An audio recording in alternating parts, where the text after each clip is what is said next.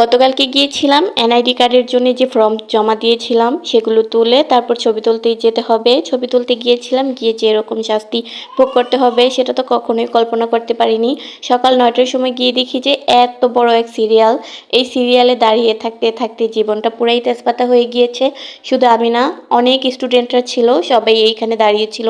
শুধুমাত্র বাংলাদেশের নাগরিক হওয়ার জন্য এত কষ্ট করতে হয়েছে, এত শাস্তি ভোগ করতে হয়েছে। তো এই যে আমি অনেকক্ষণ একা একাই দাঁড়িয়েছিলাম। যাওয়ার সাথে সাথে আমার খালাতো বোনের সাথে দেখা হয়, তো ওর সাথে কিছুক্ষণ কথা বলে আমি আমার ফর্ম নিয়ে আমি আমার জায়গায় এসে লাইনে দাঁড়িয়েছিলাম। তারপরে এই যে অনেকক্ষণ দাঁড়িয়ে থাকার পর আমি আবার আমার ছোটো বোনকে ফোন দিই, ও এইখানে আসবে। তো অনেকটা লেট করে এসেছে। তো মাঝখান থেকে আমার খালাতো ভাইয়ের মেয়ে, ও আবার অন্য জায়গায় চলে গিয়েছিল, তো ওর জায়গায় আবার ও দাঁড়িয়েছে। এই রোদের মধ্যে রোজা রেখে সিরিয়ালে দাঁড়িয়ে থাকা যে কি কষ্টকর সেটা আপনাদেরকে বলে বোঝানোর মতো না। এতটা কষ্ট হয়েছে যা বলার বাহিরে। সকাল 9টার সময় গিয়েও এত বড় সিরিয়াল হয়ে গিয়েছে। আর যদি 10টা বা 11টার সময় যেতাম তাহলে আমার অবস্থাটা কি হতো সেটা আপনারাই বুঝেন। তো যাই হোক, এইখানে অনেকক্ষণ দাঁড়িয়েছিলাম, তারপর আস্তে আস্তে করে আমরা এই পাশে চলে আসি, সিরিয়াল কমতে থাকে। তো এই যে এখানে হচ্ছে আমার খালাতো বোন, আমার বোন, দুই বোন আর আমি হচ্ছে গল্প করছিলাম। ও বলছিল যে আপু তুমি আজকে ভিডিও করছো না কেন? তো তার জন্য আমি আবার ওকে একটু ভিডিওতে নিলাম। ও বলছিল ওর ভিডিও করার জন্য, তার জন্য ওকে একটু ভিডিও করে দিলাম।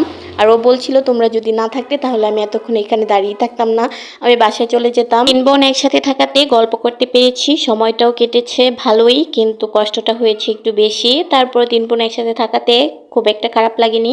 যদি একা থাকতাম, একা কতক্ষণ দাঁড়িয়ে থাকতে পারতাম। তো তারপরও হচ্ছে ভিতরে চলে আসি। ভিতরে আসার পর দেখি এইখানেও বড় সিরিয়াল, শুধু সিরিয়ালে বসিয়েই রেখেছে। তারপর এক একজনের পর এক একজন করে লাস্ট পর্যায়ে আমাদের পালা আসে। তো আমরা ছবি তুলে আবার বাসায় চলে আসি।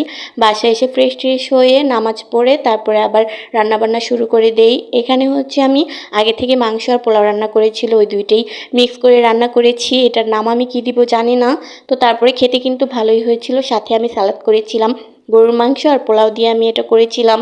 তো তারপরে হচ্ছে এটা হচ্ছে সন্ধ্যার পর, ইফতারের পর খেয়েছি। আর সেহরির জন্যও আবার রান্নাবান্না করতে হবে, তো তার জন্যই আমি সব কিছু কেটে রেডি করে গুছিয়ে নিয়েছি। শুধু রান্নাটা করব, এই রান্নাটা শেষ করিয়ে আমি সেহরির জন্য রান্না করব। এই জন্য আমি আগে ঢেঁড়সটা ভাজি করেছিলাম, ওইটার ভিডিও করা হয়নি। এরপর যখন আমি রান্না করছিলাম হঠাৎ করে মনে হয়েছে যে আমি তো ভিডিও করিনি। তো এই যে মাঝপথ থেকে আমি ভিডিও করা শুরু করে দিয়েছিলাম। এখানে হচ্ছে আমি মাছ দিয়ে লাউ রান্না করেছিলাম, এটা ছিল আমাদের গাছের লাউ।